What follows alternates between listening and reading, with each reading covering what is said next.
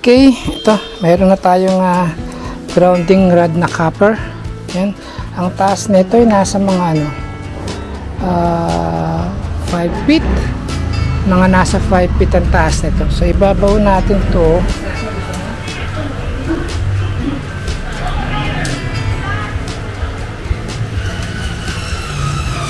Diba? Nakakahirap-hirap, no? Oo. Galing ah. Basag na siguro yung pinakabato. Ay, nakaharang. Yun. Lambot na.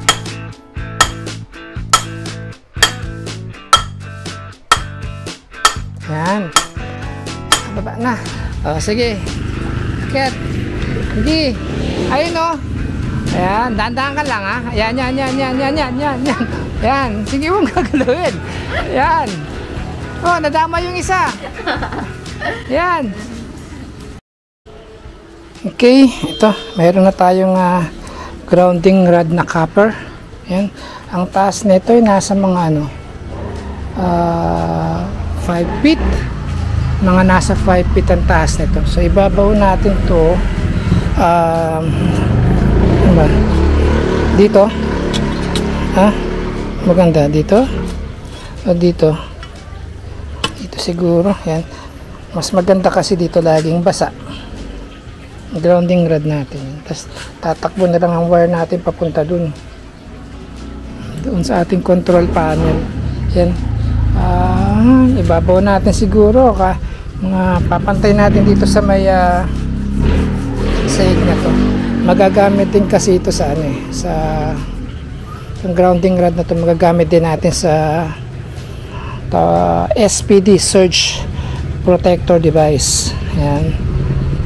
Tsaka protection na din ang control panel natin. Yan. Pagdaan natin pag ganun. Punta ron. At dito natin siya i-ground. Ito. Ayan. Yan ang grounding niya. Okay. So, ayan. Pupukpok muna natin at ibabaw natin. Ito. Baon na natin to. Maganda kasi dito. Basa-basa lagi yung lupa. Gawa ng nadidiligan yung ating mga, tanggalin na nga natin itong ating pinaka-clamp. Ay, hindi. Teka. Ipitan ko na lang muna dito to. Ito yung kanyang pinaka-clamp. Yan. Diyan iniipit yung pinaka-ground. Okay.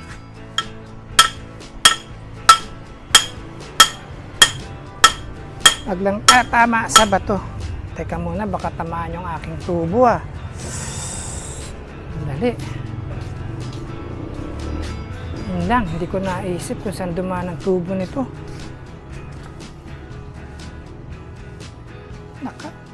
Pero palagay ko ay hindi naman siguro yung diretso dun. Teka muna. Wait lang. Ito kasi yung tubo namin ng tubig. Hindi naman siguro lumikong pa ganun yan. Ay, dumiretso siguro to dito. Diretso pag ganito. Tapos,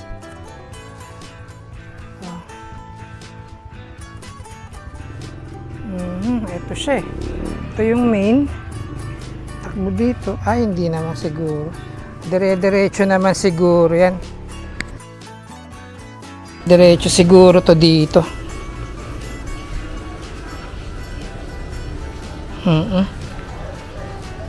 Hindi naman siya po pwedeng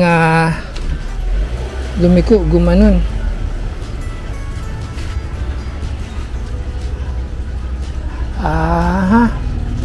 Hindi naman siguro. Hindi, malalaman naman natin yan pag kami sumirit.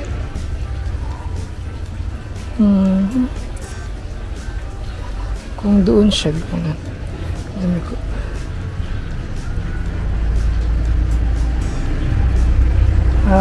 Okay, sige. Hindi siguro. So, ayan. Go tayo, go.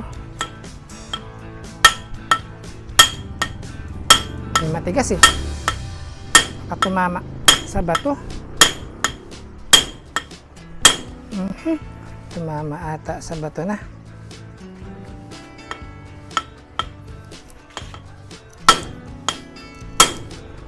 Mababa ba? Teka, wait lang. Lagyan natin ang mark. Baka makupi lang na makupi sa ilalim yung ating brush. Kasi ano to, tanso lang.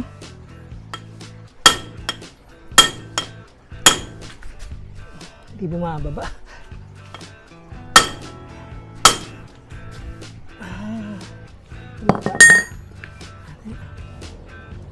Bumaba naman.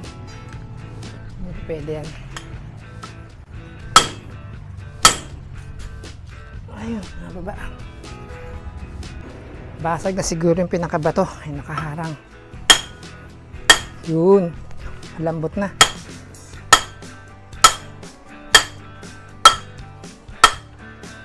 Ayan. Nababa na. Mas malalim, mas maganda kasi ang ground.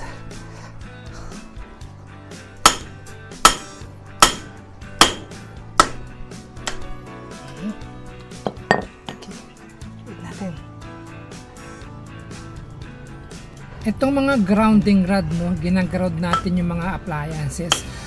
Kailangan na kailangan to sa mga metal na appliances ang enclosure. Tumama na naman sa bato. Earth grounding ang tawag sa ginagawa kong ito, no. Ini-earth ground natin yung mga appliances natin, washing machine, ref, para pagka nahawakan natin yung ating ref, minsan kasi may kuryente yan pag nakapaa tayo. Pag naka-ground dyan, wala nang kuryente yan. Kaya tayo nag-earth ground just in case lang na mahawakan natin yung ref, yung washing machine na nakaapak paa tayo, hindi tayo makukuryente kasi nakadirect na sa ground yung chassis kaya walang kuryente mangyari sa atin. Good. Doon siya.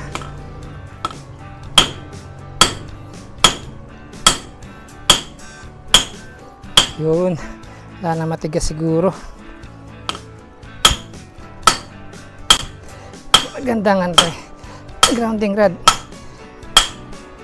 Yun, ayos na. Hindi sana tinamaan yung ating tubo, kung may tubo man.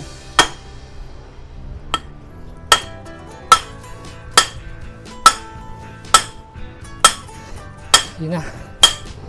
Yan, diretso na. Pahinga mo na. Uy.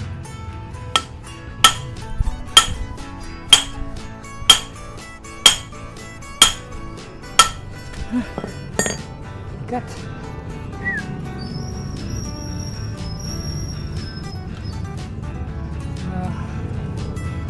Diba? Papantayin natin siya dito Wala tayong maso Baby maso lang ito. Maganda ring location ng grounding dito. Kasi laging moist ang lupa. Medyo basa. Laging nababasa. Kaya maganda ang ground niya.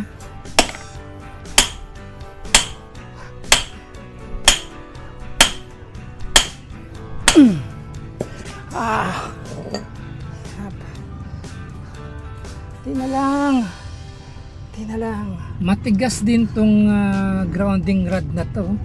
Sa hampas ng baby maso na to, hindi man lang gaanong nagbulaklak yung dulo. Ibig ko sabihin hindi bumuka o nabusalsal yung dulo. Konting-konti lang kung meron man, hindi siya ganun ka sira. Isang hirit.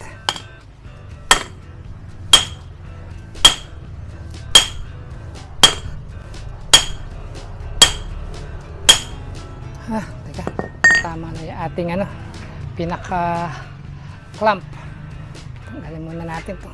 Iwag natin yung clamp para sumusunod. Okay na pala. Maluwag na rin pala. Maganda din tong grounding rod na to. Kasi pati yung pinaka clamp niya, brass din. Kaya matigas. Magandang pang clamp.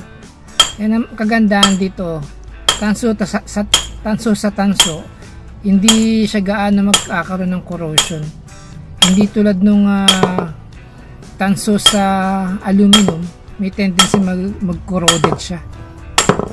Ganito rin yung lalagay namin kay ka-farmer. Gag-grounding kami ng ganito dun sa bahay niya. Kasi kailangan dito ng kanyang tawag dito yung grid tie inverter. Magkakaroon din kasi doon ang grid tie inverter. Kunti pa. Ayun.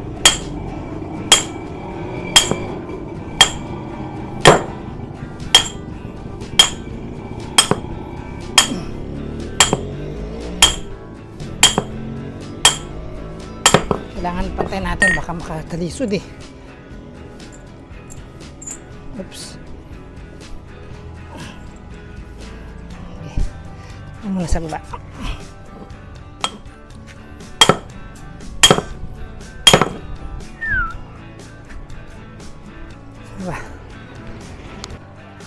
Lapit na. Konti na lang. Papantay natin dito sa ating sa flooring natin dito.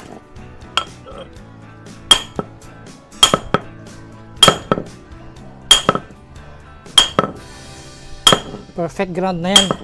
Nasa 5 feet.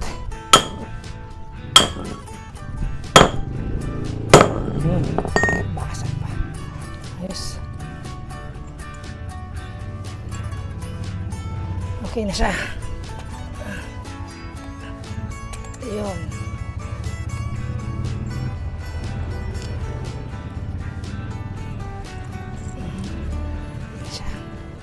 Ganyan.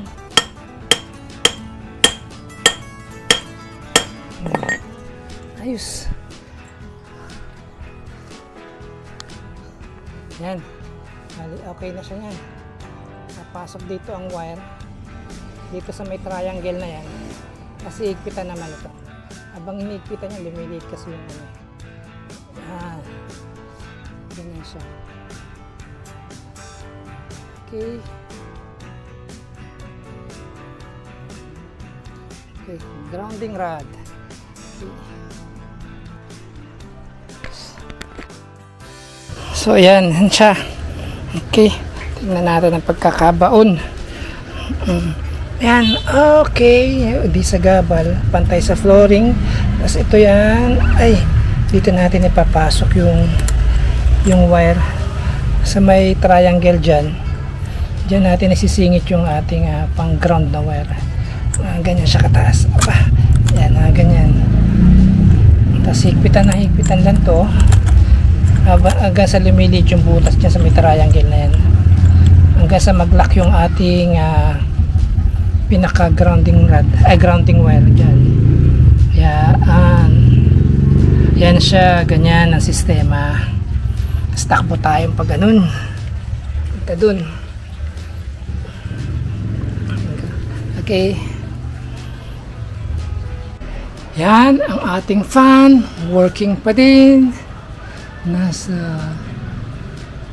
siya, 36 degrees ang temp natin dito.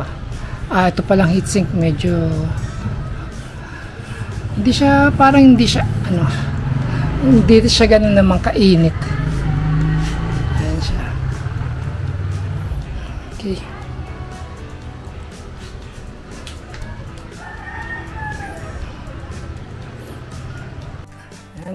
Kakabit na natin yung ating pang earth ground. Medyo matalim itong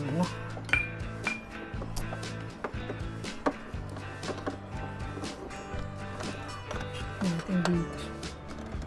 Medyo malita tayong butas ko. Lakihan natin. Maliit. Palusitin natin siya dito sa may breaker. Ito na yung galing mismo doon sa ating itong orange na to. Nakatornilyo yung orange na yan doon sa ating heatsink. Yun ang ating magiging earth ground. Doon natin i-connect sa heatsink. Tapos pag napalabas na natin dyan yung ating wire, kakabit naman natin dito sa bus bar. Yung bus bar, yun yung tinatawag na terminal niya. Hiwa na ako. Yan, kulay orange na yan. Yan naman ang papunta na sa ating earth ground. Yung binuo natin na yung ground rod doon natin i-connect yan. At kapag gumagawa tayo ng grounding, siguraduhin natin na off yung ating system. Kasi hindi natin masabi yan. Baka yung mga wire na hinahatak natin na galing sa ating ground dyan sa ating appliances ay dumikit dito sa mga linya-linya na to. Mahirap na. At ang isa pa, pag naibaw na natin yung ating ground rod at ikakabit na natin yung ating wire ay off dapat talaga system. At pag di naka-off ang system at ikakabit na natin sa grounding rod yung ating wire from appliances, may tendency nga maaksidente tayo, mahawakan natin yung wire galing sa ating appliances, tas mapahawak tayo sa ating ground rod. May tendency talaga tayong makuryente, masakit din ng kuryente. Yung ground lang siya, pero hanggat maaari ingatan natin yung mga ganong pangyayari. Eto na, yung kulay yellow natin, ito na yung papunta mismo dun sa ating ground rod. Ikakabit natin yan dito sa bus bar. Yung kulay gold na yan, parang terminal, katabi ng kulay orange, para magsama na itong dalawa. Ang ganda nga itong breaker na to at meron ng bus bar. Hindi na kailangan pang mag-splice at mag-electrical tape. Ayan, para siyang terminal block at itutornilyo ko na lang sila. Ayan.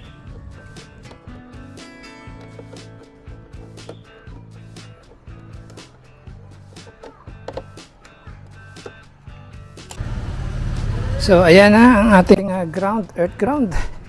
Andaan dito, dumaan dyan, ikakapit ko siya dito, halagyan ko siya ng ng clamp. Ayan, ito doon. Tapos ito siya, nakatornilyo na siya rito. Ayan, alak na siya. Ayan, pinasok ko na siya doon sa loob. Ayun na yung wire, nakaipit na. Ayan siya. Okay, ganun lang siya. Ayan. Meron ako ditong tawag ditong wire clamp ng kulay puti. Ayan. So ayan, naka earth ground na tayo, so safe na tayo dito. Kasi pagka walang earth ground tong ganito, once na mahawakan nyo yung mga metal parts, tapos nakahawak kayo sa mga bakal o pader o nakapaa ka, sigurado meron kayong mararamdamang kuryente. Paniguro yun. Ito ngayon, kahit na mahawakan mo ito ngayon, umawak ka sa mga bakal, hindi ka na makukuryente niyan. Hindi natutuloy sa iyo yung kuryente. Okay. So, ayan siya ngayon. Earth ground, ang tawag dyan. Earth grounding. Ayan siya. Ililinya na lang natin ang maganda yan. Para hindi ganyan kapangit tignan. Okay, good. Okay, so ito yung bus bar. Etong orange ay dumiretso yan dito, nakakabit dito sa may heatsink. Ayan siya, din, terminal lug din siya. Tapos yung tornilyo. Ngayon pagka nagkaroon tayo ng surge protector na, dito naman natin kakabit yung, dito na tayo magkakabit. Okay,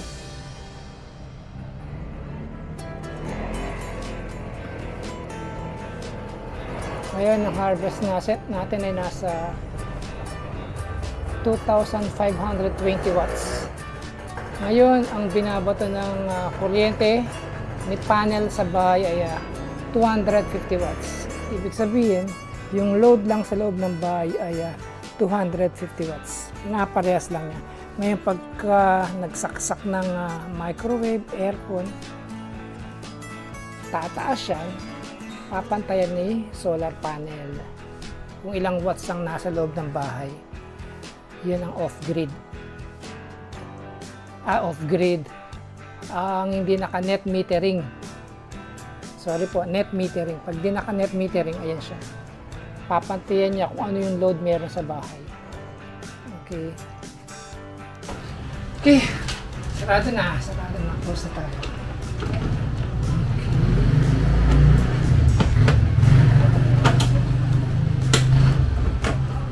pangit ng ating breaker. Kulang tayo ng dalawang AC surge protector tsaka DC surge protector. Kulang pa ng dalawa yan. Color red na ano, na mga breakers. Ayan. Sasara na lang natin to para ma-mount ko naman yung malinyahan ko naman na maayos yung ating earth ground wire. Ayan. I-staple ko siya eh. Ayan. Okay.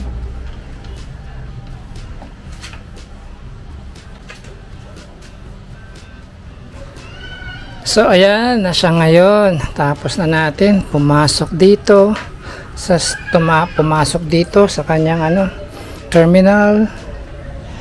Ayan, tapos ito diretso dito, bumaba. Tapos ayan na, expose na lang siya. Yung dilaw na yan. Yan siya ngayon. Yan, tapos tumiretso na siya dito. Ayan, ground na siya dyan. Okay, yan ang nagawa natin ngayon. Earth ground para sa ating inverter GTI, grid tie inverter. Ayan, okay.